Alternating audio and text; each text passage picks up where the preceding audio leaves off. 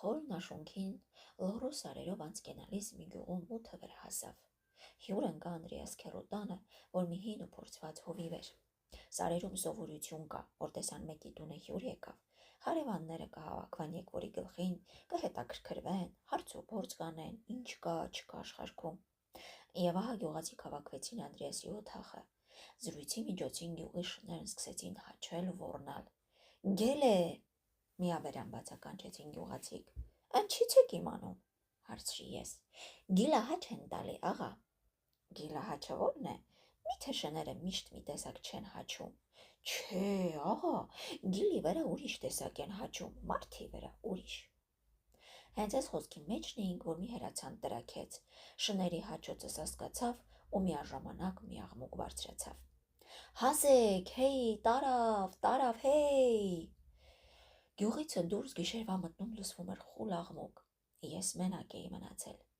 Վերջապես խառնիխուռն բարձր խոսելով ու ծիծաղելով եկան գյուղացիք։ Առաջ բերին մի թխադեմ 17-18 տարեկան պատանու։ Այ տղա Սիմոն, էդ ոնց է լավ։ Այ տղա դե էնա ոչխարը բերում էի տուն անեմ։ Բերի գեղին մոտեցրի մինել տեսնեմ ոչխարը դես ուտեն խախալ է անում։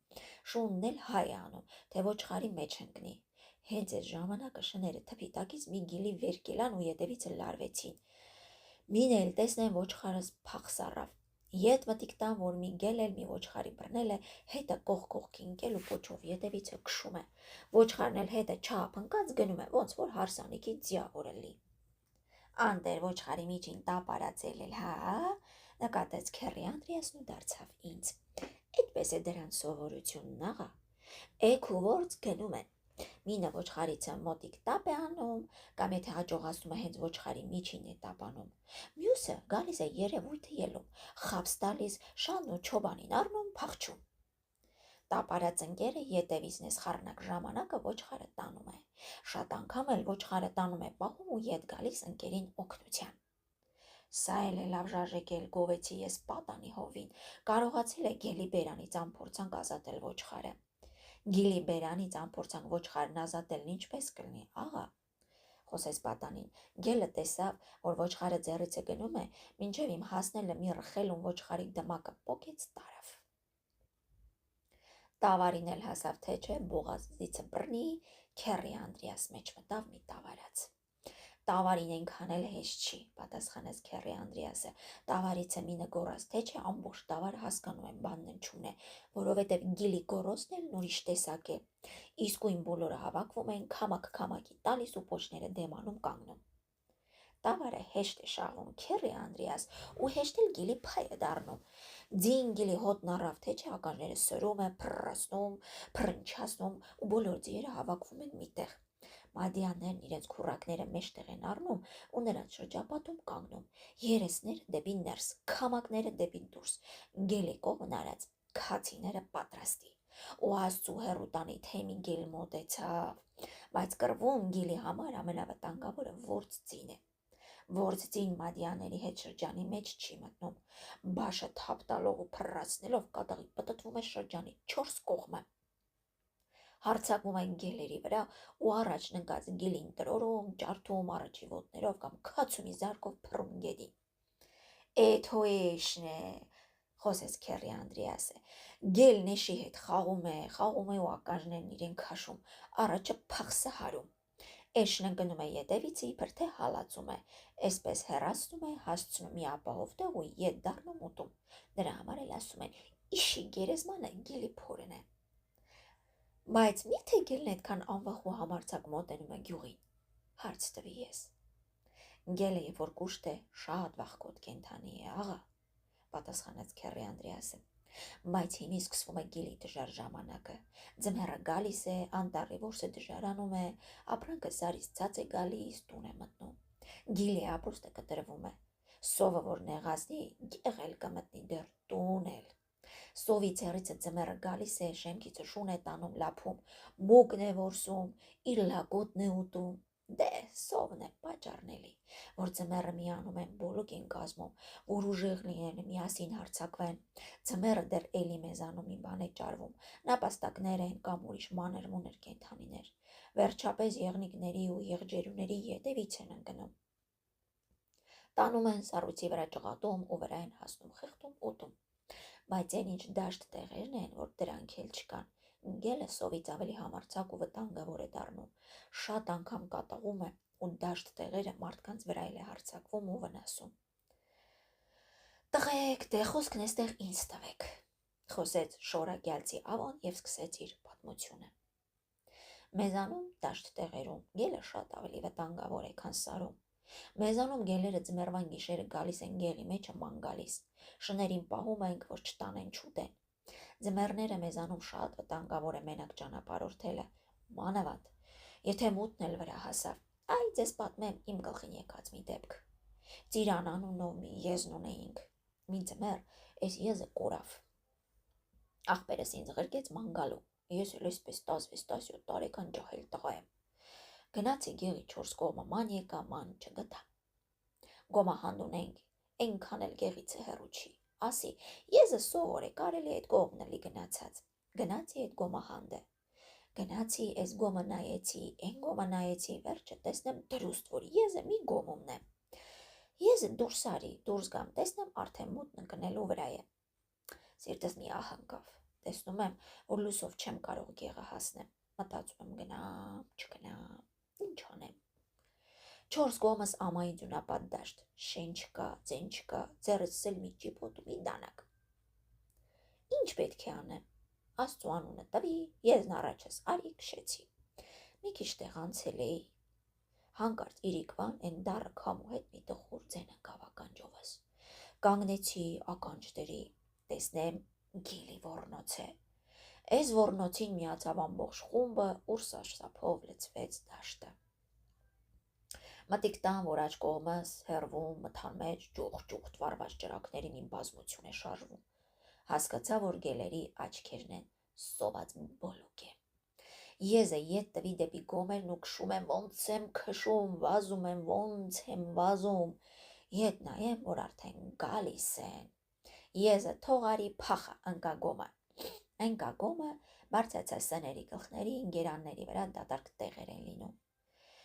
Դեռ չէի տեղավորվել, մինել տեսնեմ եզանս գորոցը բարձրացավ։ Զարման բան է, թե այնքան տարածությունը ինչպես մի 2 րոպեում կտրեցին ու հասան։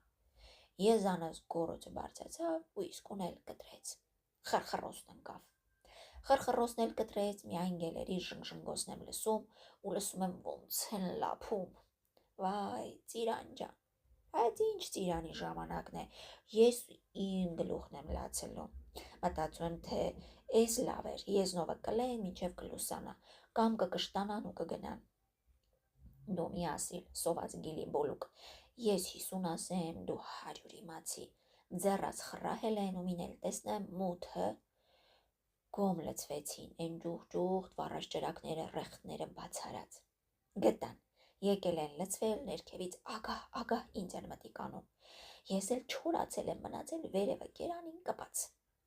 Մտիկ արին, մտիկ ու թող արին դուրս գնացին։ Շունչս ետ եկավ։ Ասի փառքը շատ էլի Աստծո, ես էլ ազատվեցի։ Դեռ Աստծո փառքը բերանումս, մինել ինչ եմ լսում։ Իմ ուղությամբ վերևիցը կտուրը քանդում են, չանգերովը հողը ետ են տալի։ Արդեն լսում եմ չանգերը կոճերին են դիպչում։ Սառը քրտինքը վրա տվեց։ Շտապեցի տեղս փոխեցի, անցկացա մյուս կոնդի վրա կուչ եկա։ Բացարին կոճը, վեր կալան, տեսան տակին չկամ, էլի եկան ներքև։ Մտիկ արին, որ մյուս կոնդի վրա եմ, ետ դուրս գնացին։ Հիմի ես կոնդի վերևից սկսեցին քանդել կտուրը, դարձյալ տեղս փոխեցի։ Այսպեսով նրան քանդելով, ես տեղս փոխելով հասանք վերջին կոնդին։ Էլ ուր գնամ։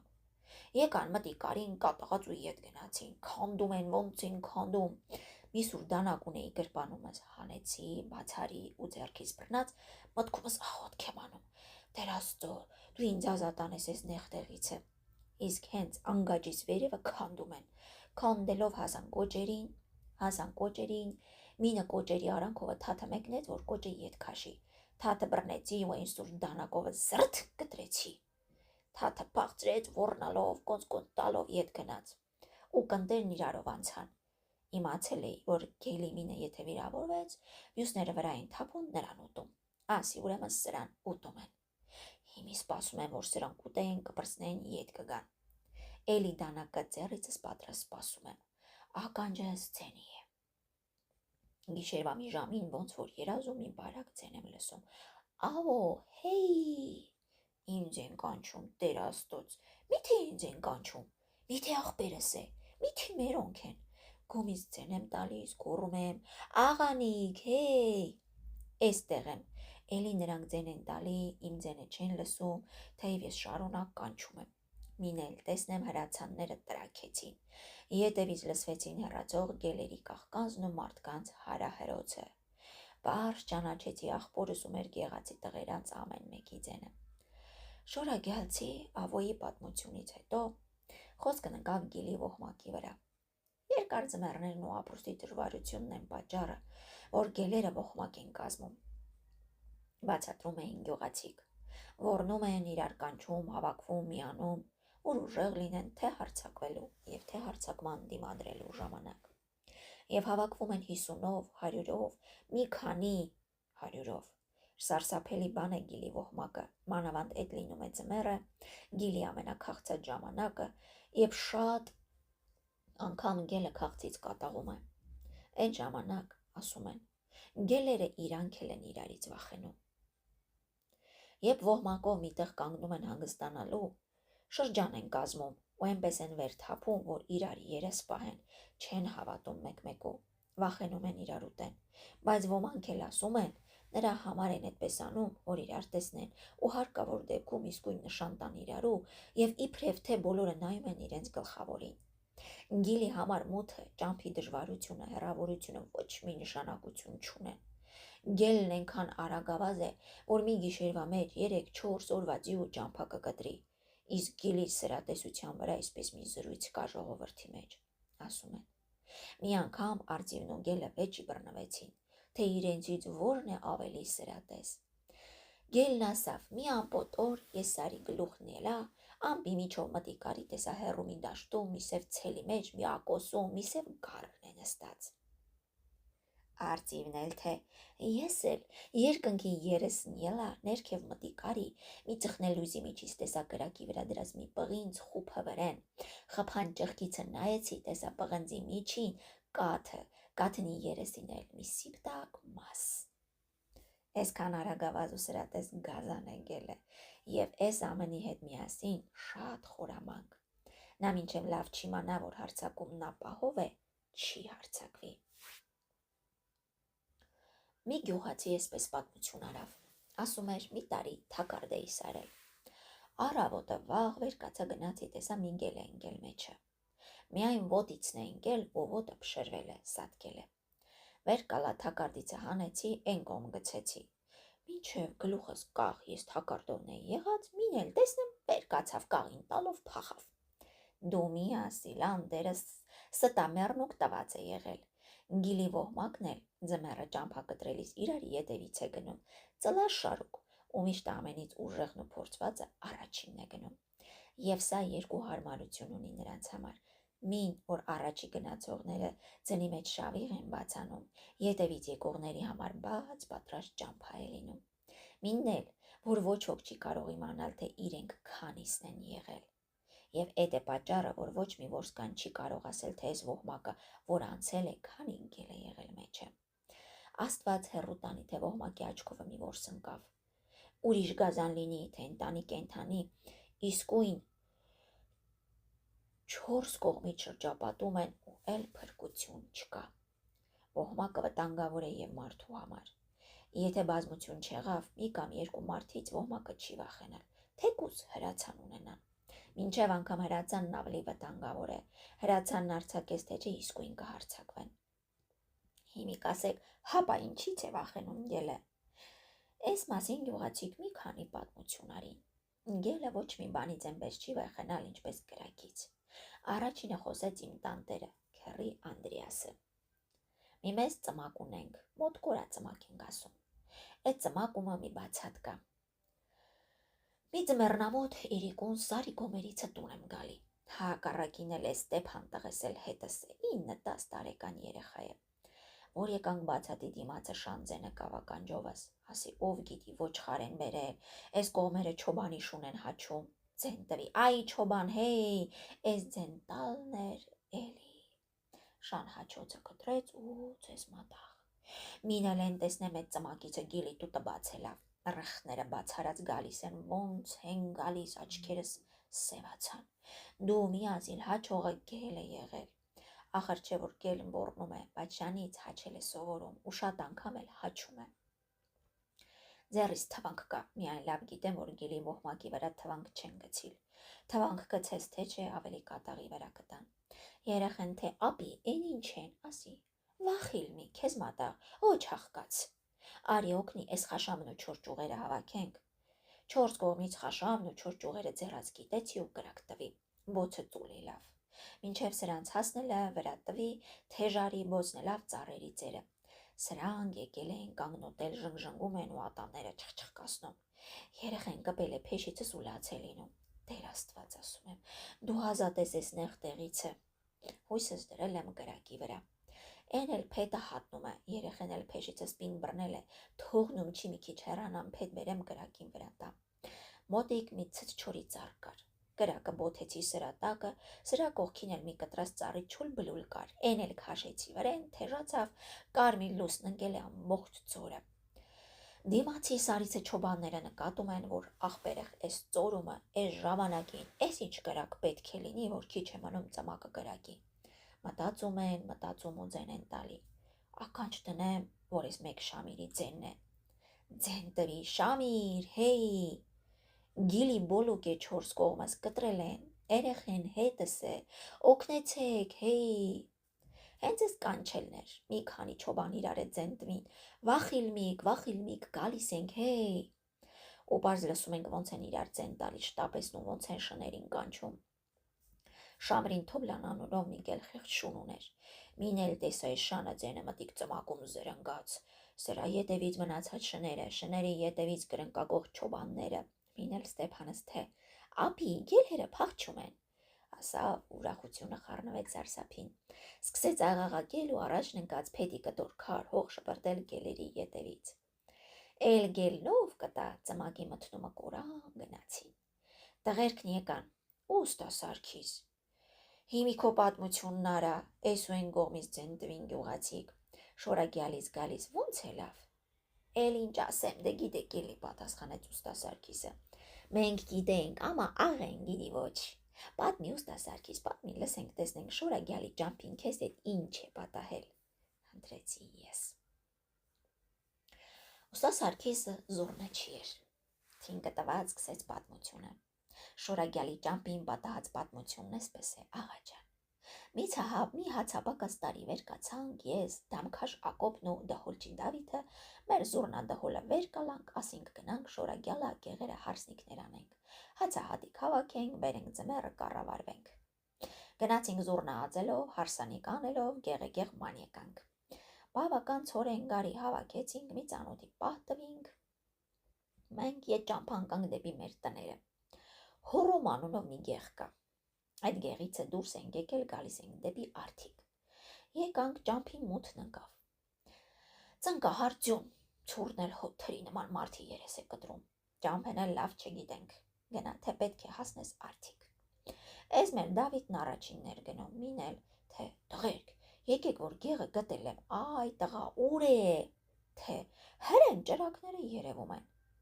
մտիկ տանք տեսնել ճշմարիտ, որ հեռվում շատ ճրակներ են երևում,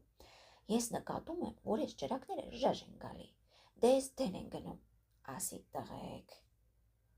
թե ինչ է, ասի էս գեղչի գելեր են, գիլի բոլուկի բերան ենք ընկել պատրաստվեցեք, ես լսել եմ, որ զուռնի ձենին գելը էլի վախենում է, թե ինչ, մոտ չի գալի, զուռնա դհոլը սարքեցեք, Էս խոսքում ենք տեսնենք ճրակները մոտենում են, մթնում է, ձնոտ դաշտում է, դեսուդեն վազում են, ցրվում են, ուզում են մեզ շրջապատեն, ենքան են, որ էլ հաշիվ չկա, ես ու Ակոբը զուռնեն զլեցինք, էս Դավիթն էլ դհոլը դմբ հադմբ, կես գիշերին, էս վերանա դաշտում ածում ենք, Զուռնա դհոլի ջանավերը լավ թե չէ, էս գելերս ոնց որ տեղն ու տեղը մեխես, մնացին մեխված։ Մինել ոռնոց վեր քաշեցին, Տեր Աստված, ինչ ոռնոց։ Զուռնի հետ ձենձենի են տվել ոռնում են։ Հետո մենք ճամփա անկանք, սրանք էլ մեզ հետ։ Մենք ածելով գալիս ենք, սրանք էլ 4 կողմներս կտրած հեռու մտնումը ցինգիր անելով գալիս են։ Կարծես պար են գալիս։ Գլուխներդ ինչ ցավեսնեմ, այսպես գնալով գիշերվա մի ժամանակը առաջներս մի շան հաչոցի ձեն լսեցինք հեռու։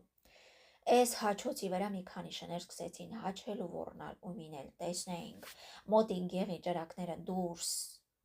եկան, մարդկանց ձեները հասնում են մեզ, ուրախությունից զուռնա դհոլի ձենն ավելի զլեցինք, քանի գեղին մոտենում ենք, գելերը ետ են ընկնում։ Վերջապես հասանք գեղին, սրանք ետ դառան, կորան, գեղացիկ ճրակներով, աղմուկով առաջ եկան, մնացին զարմացած, տեսնում են երկու զուռնաչի ու մի դհոլչի ածելով գալիս են ու հետները հարսանքավոր չկա։ Այ ուստեք, բա հարսանքավորները որտեղ են, ասում ենք հարսանքավորները ետ դառան գնացին, չուզեցին ձեր գեղը մտնեն, հետո վեի որ, գելերը, վերջն էլ իմանանք, որ են գեղը չենք եկել, որտեղ գալիս էինք, ճամփ ենք կորցրել ենք, ընկել ենք պարնի գեղ։ Դուք հո կրակն ու զուռն եք ասում, բա գելը մի բանից էլ է վախում, թե իմանա կնչից, հարց տվեց օտարականը։ Թոկից, ձեն տվին մի քանիսը, ոնց թե թոկից, զարմացան չգիտեցողները։ Հա, ճշմարիտ է, թոկը, որ ետևիցդ քաշ տաս, գելը կվախենա մոտ չի գալ, հաստատեց քեռի Անդրեասը։ Այլ տղա, թոկն ինչ է, որ գելը թոկից վախենա։ Ով գիտի, օծի տեղ է դնում, ինչ է, ինչն իմանաս։ Մեր գեղումը Եղու անունով մի ջահել մարդ կար, պատմեց Շորագյալցին, մի շատ սրտոտ ու քաջ մարդ։ Երեսին որ թուր բռնեիր, երեսը ետ չէր թեքիլ, ինքն էլ թրի թվանքի հետ խաղացող մարդ էր։ Սրանից մի 4-5 տարի առաջ մի ձմեռ գործով գնում է մեր հարևան գյուղերը ու մի քանի օր ուշանում։ Մի երեխա ուներ, շատ էր սիրում։ Մի իրիկուն լուր է առնում, թե բա երեխեդ հիվանդ է, քեզ է ուզում։ Վեր է կենում, թե պետք է գնամ։ Սրա առաջին ընկնում բռնում են, համոզում են, թե մութը գիշեր, 1000 ու մի չար ու փորձանք, 1000 ու մի գել ու գազան սպասիր, ասում են։ Գիշերը լուսանի կլուսանա կգնաս երեխիդ կտեսնես։ Սա պպին է կանգնում, թե չեմ, որ չէ, հենց ես կես գիշերին պետք է գնամ, թուրը վրես ձին տակիս ինչ պետք է պատահի։ Չեն կարում հաղթեն, կես գիշերին ձի է նստում ու ճամփա ընկնում։ Կիսա ճամփին գիլի բոլուկը սրան շրջապատում է, դու մի ասիլ հետը թոկ ունի, ինքն էլ փորձված բանկետ մարդ է, թոկը երկար բաց է թողում ու ձիու ետևիցը քաշ տալիս, գելերն էլ մոտ չեն գալիս, երկու կողմից թոկին մտիկ տալով վազ են տալի, այսպես բավական տեղ անց է կենում, մի տեղ էլ ոնց է լինում, ինչ է լինում, թոկի ձերը ձեռքիցը դուրս է պրծնում ու վեր է ընկնում, սածին քշում է, մի քիչ տեղ գնում է, գելերը վրա են տալիս, թուրը հանում է հենց այդ առաջին հասնողին տալիս, գելերի սովորությունն էլ գիտեք էլի, մինը թե վիրավորվեց, մյուսները նրա վրա կթափեն կուտեն, այդպես էլ ձիավորին թող են անում, վրա են թափում ես վիրավորվածին, Եղոս ձյուն մտրակում է, քշում բավական տեղ քշած գնում է, գելերը վիրավորվածին լափում են պրծնում, ետ նորից ընկնում սրա ետևից, սա էլի ուզում է թուրը հանի որ զարկի, քաշում է, քաշում դուրս չի գալի, տեսնում է հասնում են իրենց, հերսից պատյանն ատումով կրծոտում է, ինչ է անում, թե չի անում, թուրը դուրս չի գալիս, դու մի ասիլ, գիլին որ զարկել է առանց արյունը սրբելու տեղն է գերել, արյունով թուրը կպել է պատյանին ամրացել, Էդ ինչ երկարացնեմ, գելերը վրա են տալի, իրեն էլ են ուտում, ձիուն էլ, մյուս օրը լուրն եկավ, գնացինք տեսանք Արնո ձյունի վրա իր ոսկորներն էլ, ձյունն էլ, թուրն էլ պատառոտած, շորերն էլ թափված, ցրված տեսուդեն։ Հապա մարդուս խելքն ու փորձը ինչի համար է, պատասխանեց պատմողը։ Գնացինք, տեսանք ձնի պարզ հետները երևում են, որ կողմից է եկել ու որտեղ է շրջապատել գիլի բոլուկը, որտեղից է Եղոն սկսել թոկը քաշ տալ, մինչև որտեղ է քաշ տվել, որտեղ է ձեռից ընկել, մի քիչ էլ գնացած է ու հետքներ իրար են խառնված, տակնու վրա են եղած ու թափված է գիլի պուրգն ու ոսկորները, նրանից բավական հեռու էլ իրեն ու ձիուն են կերել, թուրն էլ բերինք, տեսանք պատյանը մարդու ատամներով կրծոտած, Քաշեցինք,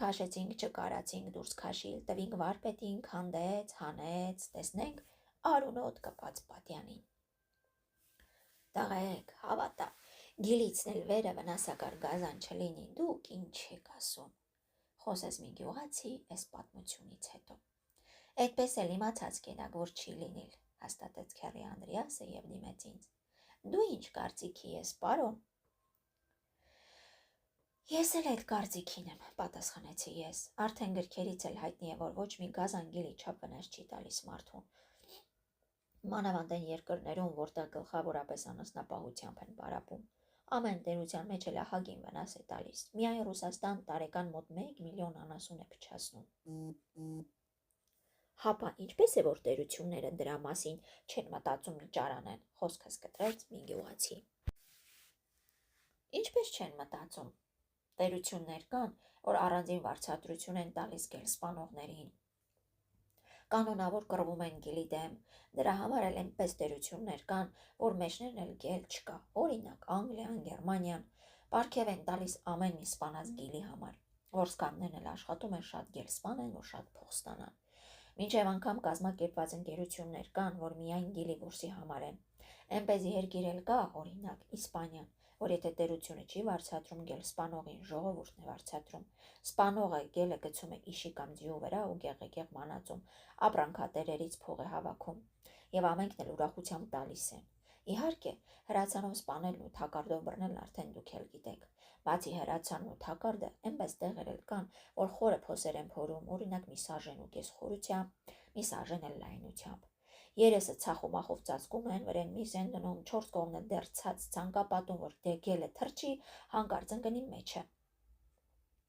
Այնպես տեղ էլ կա, որ ամբողջ հասարակությամբ հավաքվում, գնում են, շրջապատում անտառի որոշ մասերը,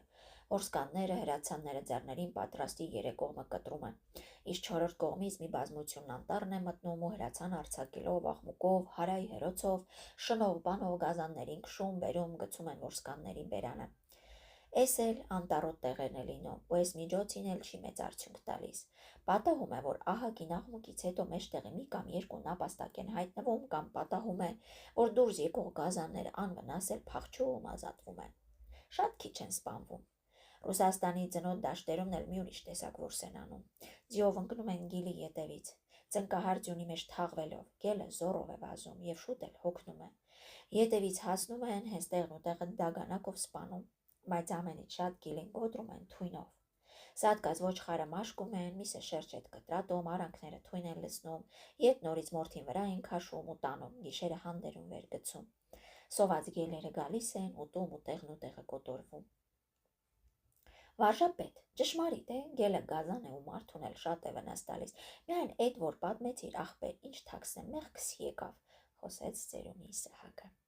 Հետո գիլի մեղքը գան, որ Սահակ բիձա, ձենդվեց մի հովիվ։ Անչի գելը շունչ կենթանի չի, սկսեց վիճել Սահակ բիձեն։ Գելն ինչ է, որ մեր շամպես անասուն է էլի, խոսքն առավ քեռի Անդրեասը, որ են շունն էլ չոլերը գցես անտեր, սոված թողնես, հալածես կվայրենանա, կդառնա գիլի պես մի բան էլի։ Ինչպես որ են սոված վայրենի գելն է, որ բերես կուշտ պահես, խնամես, կընտելանա, կդառնա մեր շամպես տան ու կենթանի։ Շատ է պատահել, գիլի ջուտը բեր տուն արա, տես կլնի թե չէ։ Գիլի էքն էլ ինչպես շանը ավելի քնքուշ է, դունչն ավելի սուր ու փոչն ավելի բարակ։ Գելն էլ պատահում է, որ նույնպես կատաղում է ինչպես շունը, եւ կատաղած գիլից շուտ շատ են վախենում ու սարսափով հեռու են փախչում բոլոր վայրի կենթանիները։ Վերջապես գելն էլ շամպես 12-15 տարի է ապրում, ավելի երկար շատ քչերն են ապրում, ինչպես եւ շների մեջ։ Մի խոսքով, միևնույն է կենթանիներ են։ Մինը խնամքի տակ ու կուշտ, մյուսը վայրենի հալածված ու սոված։ Իսկ սովը, սովն ինչ ասես կանից ես մատաղ։ Սովը մարդին էլ կդարձնի սարսափելի, ուր մնաց են անտառի գիլին, խոսքը վերջացրեց քեռի Անդրեասը։ Արդեն գիշերվա կեսն էր, որ մեր զրույցը վերջացրինք։ Շները դուրսը հաչում ու երկար ու ձիգ ոռնում էին։ Անտերը գեղի վրա պտիտ է գալիս, հեռանում չի։ Հանգստանալու չի, մինչև այս գիշեր մի վնաս չտա։ Տղեկ, զգույշ կացեք, ապրանքը չտա քրեխը, ասավ քեռի Անդրեասը գյուղացիներին, որ բարի գիշեր ասելով իրար ետևից դուրս էին գնում մեր օթախից։ Դուրսը նրանցից մինը երկար ուզի, հեյ աղաղակեց, ու գյուղի շները հեռու թաղեցին սկսված, ավելի կատաղի սկսեցին հաչել ու ոռնալ խմբովին։ Սոված գելը պտտվում էր գյուղի 4 կողմը։